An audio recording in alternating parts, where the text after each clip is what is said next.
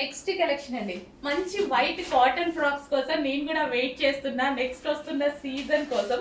So white అనేది మనకి comfortable అన్నమాట నెక్స్ట్ సీజన్ లో. సో మంచి వైట్ కాటన్ ఫ్రాక్స్ అండి, మళ్ళీ అప్పుడు దొరుకుతాయో లేవో కొంచెం ఫాస్ట్గా ఆర్డర్ చేయండి. వైట్ విత్ మనకి బ్లూ కాంబినేషన్ అయితే వచ్చేస్తుంది అనమాట. చాలా చాలా సూపర్గా ఉంది. And flared frock.